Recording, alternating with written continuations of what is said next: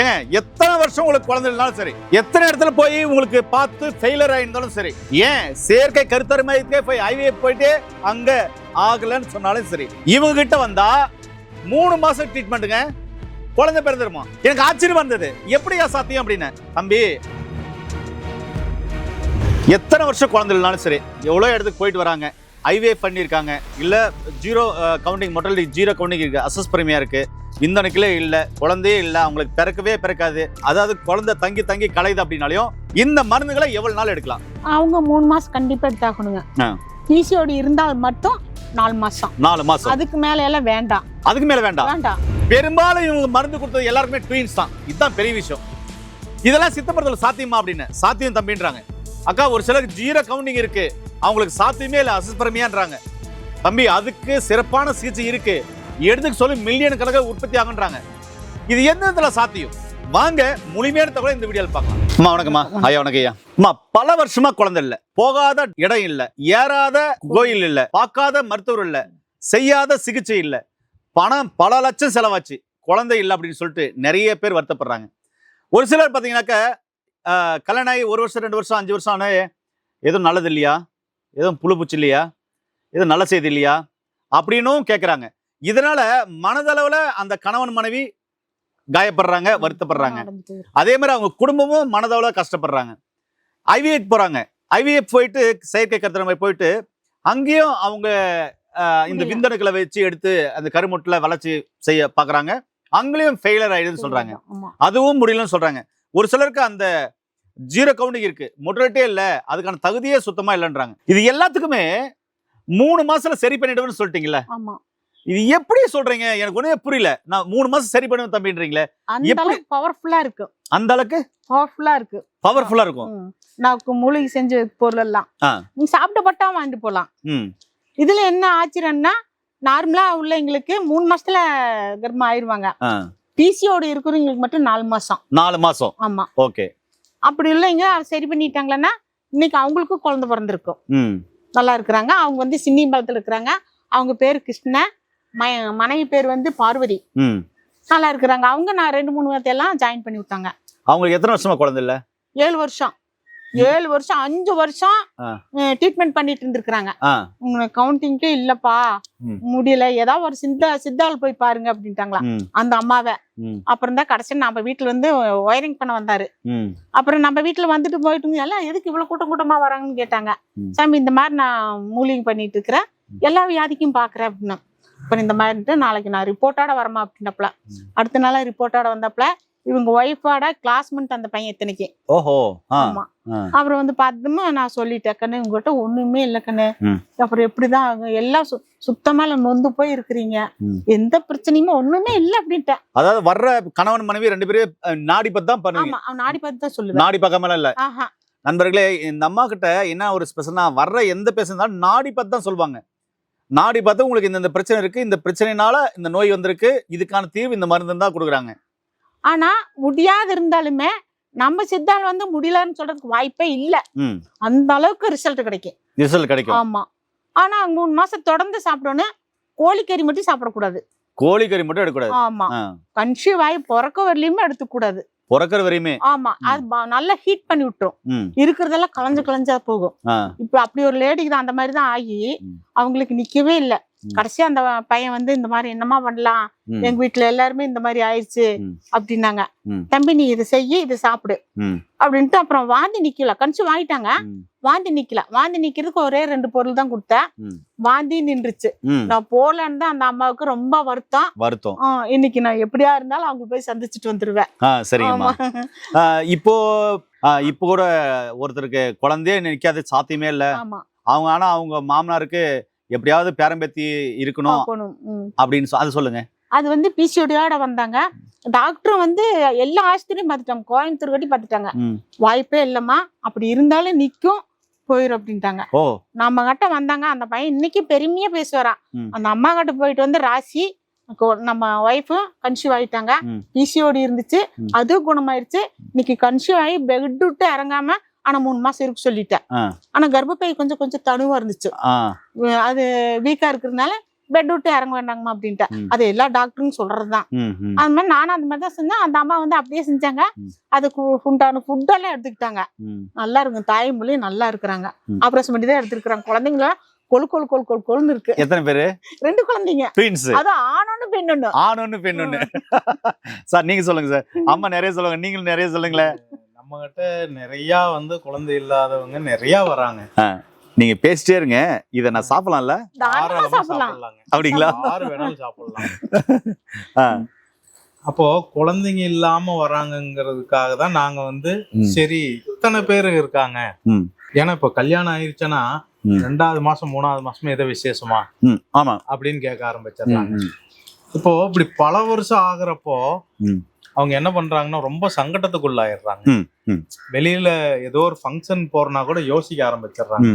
அங்க போனா யாராச்சும் கேள்வி கேட்டுருவாங்களே, என்னம்மா கல்யாணம் இத்தனை நாள் ஆச்சு, வருஷ கணக்காகி போச்சு அப்படின்னு கேள்வி கேட்டுறாங்க. இந்த காரணத்துக்காகவே இன்னைக்கு தம்பதிகள் எல்லாம் ஒரு ஃபங்க்ஷனுக்கு போறக்கே யோசிக்கிறாங்க.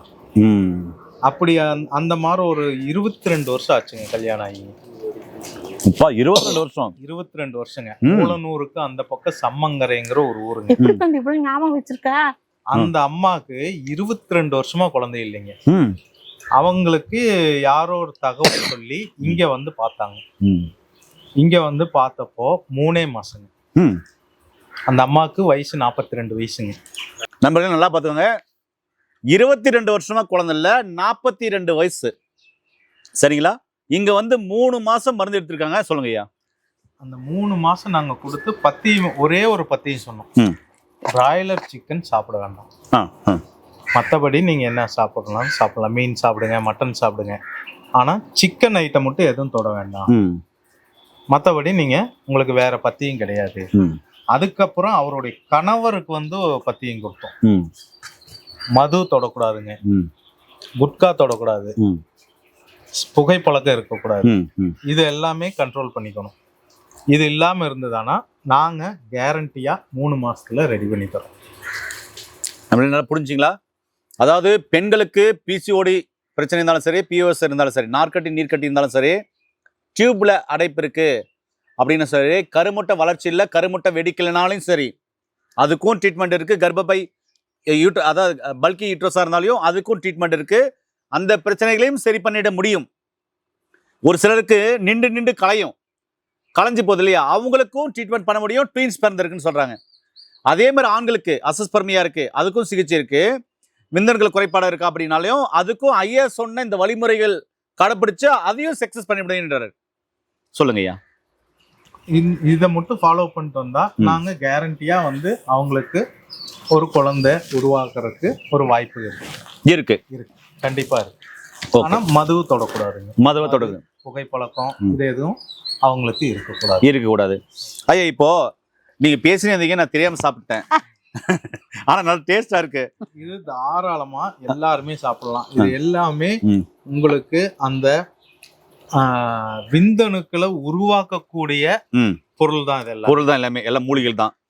சில ஹாஸ்பிட்டல்ல உங்களுக்கு கவுண்டிங்கே இல்ல, ஜீரோல இருக்கு அப்படிம்பாங்க.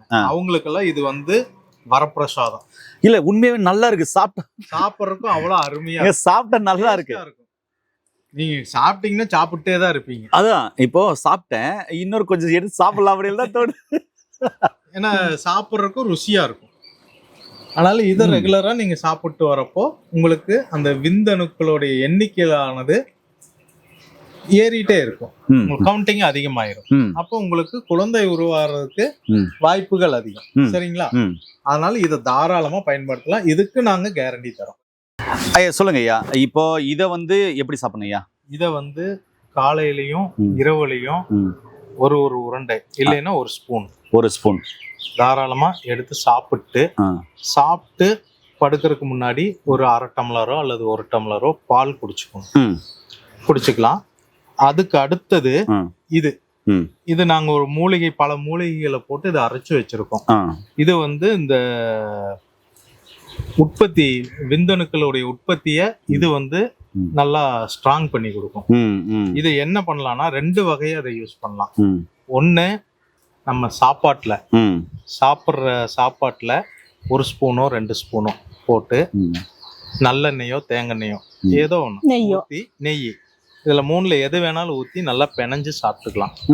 இல்ல எனக்கு அப்படி சாப்பிட்றதுக்கு எனக்கு பிடிக்கல அப்படி இல்லை அப்படின்னு நினைச்சா இதுல ஒரு ஆள் சாப்பிட்றோம் அப்படின்னா 1 ஸ்பூன் எடுத்துக்கங்க. 1 ஸ்பூன் எடுத்து நல்லா சுடுதண்ணி காய வச்சு ஒரு கஷாயம் போல போட்டு அதுல 1 ஸ்பூனை போட்டு கொதிக்க வச்சு முடிஞ்ச தேவைப்பட்டா ஒரு எனக்கு டேஸ்ட் வேணும் இன்னும் டேஸ்ட் வேணும் நினைச்சா 1 தக்காளி போட்டு நல்லா கொதிக்க வச்சு இதை எடுத்து குடிச்சிட்டு வரலாம். இது ஒரு சூப்பு மாதிரி இதை யூஸ் பண்ணலாம். ஓகே. அப்போ உங்களுக்கு இதுக்கெல்லாம் இந்த குழந்தை உருவாவதுக்குண்டான அந்த விந்தணுக்களோட எண்ணிக்கை அதிகமாக கிடைக்கும். இது என்னங்கய்யா? இது மூலிகைகளால செஞ்ச மாத்திரைங்க. இதுவும் பெண்களுக்கு உண்டான மாத்திரை. சாப்பிட்றதுக்கு முன்னாடி இத ஒவ்வொரு வேளை ஒவ்வொரு மாத்திரை எடுத்தா போதும். பெண் இது இருபாலரும் எடுத்துக்கலாம். ஆண் பெண் 2 பேரும். ஆண் பெண் இருபாலரும் எடுத்துக்கலாம். இதுல அவ்வளவு மூலிகைகள் கலந்துருக்கீங்க. இதுக்கு பேரு ராஜ மாத்திரைன்னு சொல்லுவாங்க. ராஜ மாத்திரை. நம்ம பேரே நல்லா வித்தியாசமா வச்சிருக்கீங்க. சரிதான் நண்பர்களே, இந்த ராஜ மாத்திரை காலையில் 1 நைட் 1 சாப்பிட்றதுக்கு முன்னாடி ஆண் பெண் 2 பேருமே எடுக்கணும். ஆண்மை குறைபாடு உள்ளவங்களும் சரி, அதே மாதிரி பெண்களுக்கு ஏற்படக்கூடிய நீர்க்கட்டி நார்க்கட்டி கர்ப்பப்பை சார்ந்த பிரச்சனை, கருமுட்டை வளர்ச்சி இல்லை, கருமுட்டை வெடிக்கலை, டியூப்ல அடைப்பு இருக்குது, எதுவாக இருந்தாலும் சரி, பல்க் யூட்ரஸ் இருந்தாலும் இதுவும் காலைல 1 நைட் 1 சாப்பிட்றதுக்கு முன்னாடி கண்டிப்பாக சாப்பிட்ணும். இது ஒரு இவ்வளோ எடுத்து பார்த்தீங்கன்னா காலையில் நைட்டு 2 வேளை எடுத்துக்கலாம் அப்படின்னு ஐயா சொல்லியிருக்காரு. நான் சாப்பிட்டுக்கிறேன், நிறைய சாப்பிட்டேங்க. இதுவும் எடுத்துக்கலாம் அப்படின்னு சொல்லிக்கிறாரு. இதை சூப்பு மாதிரியும் சாப்பிடலாம், சாதத்தில் கலந்தும் சாப்பிடலாம்னு சொல்லிக்கிறாங்க. சரிங்களா? அடுத்தது இதை பத்தி கேட்கலாம். அக்கா நீங்க சொல்லுங்கக்கா, இது என்னக்கா? இது ஃபர்ஸ்ட் இந்த மாத்திரை சொல்லுங்கக்கா. இந்த மாத்திரை என்னக்கா? இந்த மாத்திரை எந்த பேஷண்ட் வந்தாலும் ஃபர்ஸ்ட் பேதிக்கு தான் கொடுப்போம். ஓகே. அது 2 நாளைக்கு, 1 நாள் விட்டு 1 நாள். 12 மாத்திரை இருக்கு. ஃபர்ஸ்ட் அன்னைக்கு 6 மாத்திரை சாப்பிட்டுக்கணும். சாப்பிட்ட பிறகு அதான் பேதியா ஆட்டோமேட்டிக்கா அதை நின்னுக்கும். நம்ம அதுக்கு நிக்கணும்னு அவசியம் இல்ல. அப்புறம் 2 நாள் கழிச்சு அப்புறம் எடுத்து சாப்பிட்டுக்கலாம். அது ஓகே, முடிஞ்சதுங்க. நம்மளோட உடம்புல இருக்கிற கழிவுல என்னென்ன விஷத்தன்மை இருக்குதோ எல்லாமே வெளியில ஓடிரும். சரிங்கக்கா. அதுக்கு பிறகு நம்மளுக்கு பிசிஓடி, நாடிக்கட்டு, அந்த அடப்பு டூப்ல அடப்பெல்லாம் இருந்துச்சானா மட்டும் இந்த 2 சாப்பிடலாம். இந்த 2 இது எப்படி சாப்பிடணும்? இதுல 1/2 ஸ்பூன், இதுல 1/2 ஸ்பூன் எடுத்து, இதுல 1/2 ஸ்பூன் வெந்நீர், இதுல 1/2 ஸ்பூன் வெந்நீர் கொடுத்து கலந்து வடிகட்டி குடிச்சுக்கணும். கொதிக்க வச்சு சுண்ட வைக்கணும்னு அவசியம் இல்ல.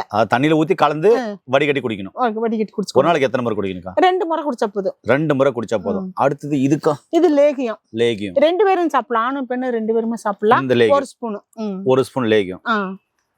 இது காலையில 1 spoon, night 1 spoon. Night 1 spoon. இது சாப்பிடுறது மட்டும் சாப்பிட்ட பின்னாடிங்களா? அது சாப்பிட்ட பிறகுதான். சாப்பிட்ட பின்னாடி காலையில நைட்டு ஆண் பெண் 2 பேருமே சாப்பிடலாம். ஓகே நண்பர்களே, அவ்வளவு மகிழ்ச்சியா இருப்பாங்க அதை சாப்பிட்டு தொடங்கிட்டாங்களா? அப்படிங்களா? ஆமா நண்பர்களே, பார்த்தீங்கன்னா நிறைய விஷயங்கள் நமக்கு சொல்லிட்டு இருக்கிறாங்க. இங்க இருக்கிற மூலிகைகள் தான், கலவைகள் தான். இதுல தான் அந்த குழந்தையே இல்லை, குழந்தையே அவங்களுக்கு பிறக்காதுன்னு சொன்னாலும் இந்த மூலிகைகளை வச்சுதான் இவ்வளவு நாளா நிறைய பேருக்கு ட்வீன்ஸ் பிறந்திருக்கு. 22 வருஷம் குழந்தை இல்லாதவங்களுக்கு குழந்தை பிறந்திருக்கு. இப்படி நிறைய விஷயங்களை சக்சஸ் பண்ணிருக்காங்க. ஐயா நீங்க சொல்லுங்க. ஆமா நீங்க சொல்லுங்க, எத்தனை வருஷம் குழந்தை இல்லைனாலும் சரி, எவ்வளவு இடத்துக்கு போயிட்டு வராங்க, ஐவிஎஃப் பண்ணியிருக்காங்க, இல்ல 0 கவுண்டிங் மொட்டாலிட்டி 0 கவுண்டிங் இருக்கு, அசஸ் பிரிமியா இருக்கு, விந்தணுக்களே இல்ல, குழந்தையே இல்ல, அவங்களுக்கு பிறக்காது, அதாவது குழந்தை தங்கி கலையுது அப்படின்னாலையும் இந்த மருந்துகளை எவ்வளவு நாள் எடுக்கலாம்? அவங்க 3 மாசம் கண்டிப்பா எடுத்தாகணுங்க. பிசிஓடி இருந்தால் மட்டும் 4 மாசம். 4 மாசம். அதுக்கு மேல எல்லாம் வேண்டாம். அதுக்கு மேல வேண்டாம். என்ன சொல்றீங்க ஐயா? நீங்க சொல்லுங்க ஐயா. என்ன அம்மா இப்படி போல்ட் அடிக்கிறாங்க? ஏவா இத்தனை மாசம் தான் சாப்பிடணும் அப்படின்னு அந்த அளவுக்கு ரிசல்ட் கொடுத்துருக்கோம். அந்த அளவுக்கு ரிசல்ட் கொடுத்துருக்கீங்க.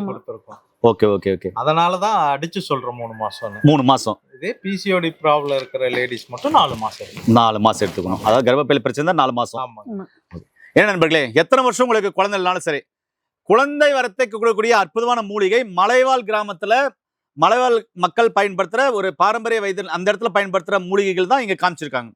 கண்டிப்பா இதை எடுத்துக்கிட்டீங்கன்னா உங்களுக்கு குழந்தை வரம் கிடைப்பது நிச்சயம் அப்படின்னு சொல்றாங்க. நீங்க எடுக்கிற ஒருவேளை நீங்க ட்ரீட்மெண்ட் எடுக்கிறீங்க அப்படின்னா அந்த ட்ரீட்மெண்ட் எல்லாம் எடுத்துக்கோங்க. மருந்து மாத்திரை சாப்பிட்டுக்கோங்க, எது வேணாலும் நீங்க பண்ணிக்கோங்க. அதோட சேர்த்து இதை நீங்க எடுத்துக்கிட்டீங்கன்னா 3 மாசம், அதிகபட்சம் 4 மாசத்துல கண்டிப்பா உங்க வீட்லயும் ஒரு குழந்தை செல்வம் கண்டிப்பா நிச்சயமா தவழும். நிறைய பேர் ட்வீன்ஸ் சொல்லியிருக்காங்க. கண்டிப்பா ஏன் உங்க வீட்லயும் ட்வீன்ஸ் பிறக்கலாம். அதனால கண்டிப்பா இந்த வீடியோவை ஷேர் பண்ணி வச்சுக்கோங்க, எல்லாருக்குமே ஷேர் பண்ணுங்க, இந்த வீடியோவை சேவ் பண்ணி வச்சுக்கோங்க. மீண்டும் இன்னொரு அருமையான பதிவில் உங்க அனைவரும் சந்திக்கும் வரை உங்களுக்கு விடைபெறுவதும் குடும்பத்தில் ஒருவனாக உங்கள் அன்பு சோனாரிதாஸ். நன்றி, வணக்கம். வணக்கம்.